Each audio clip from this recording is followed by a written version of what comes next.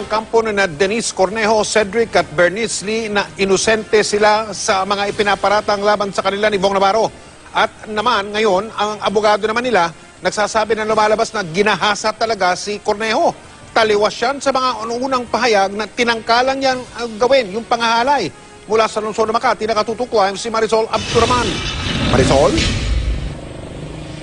Mike, kaya nga raw wala silang takot na sagutin ang paratang na inireklamo nga sa kanila laban sa DOJ ngayong hapon dahil inosente raw itong ang magkapatid na Cedric at Beatrice Lee, gayon din si Denise Cornejo. Kaya tiwala ang kanilang abogado na si Attorney Howard Calleja na mapapawalang sala sila laban sa reklamong inihain sa kanila. Wala pa raw natatanggap ang kampo ni na Denise Cornejo, Cedric Lee at kapatid na si Bernice ng kopya ng reklamong inihain ng aktor at TV host na si Bong Navarro sa Department of Justice kanina. Pero ayon sa kanilang abogado na si Attorney Howard Calleja, handa raw silang sagutin ito. Giit ni Calleja, inosente raw ang kanyang mga kliyente. Whatever happened on that day, that Wednesday or that Wednesday evening, is only a reaction or a consequence, I should say, a consequence of the rape that Mr. Bong Navarro committed against Denise Cornejo. Attempted rape ang nakalagay sa blotter ng dalhin si Bong sa pulisya. Pero ayon kay Calleja, base sa mga impormasyong ibinahagi sa kanya ng modelong si Denise, ginahasa raw siya ni Navarro. Sa aming evaluation, no? Sa amin there was a it's not only attempted but there is a rape, no? And it appears from our study and understanding of the facts that the incident constituted rape.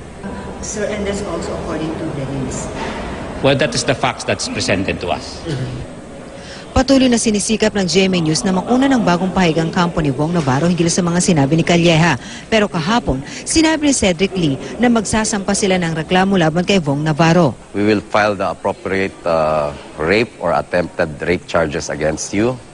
And I may be even filing a libel case against you. Please go ahead because our lawyers are ready.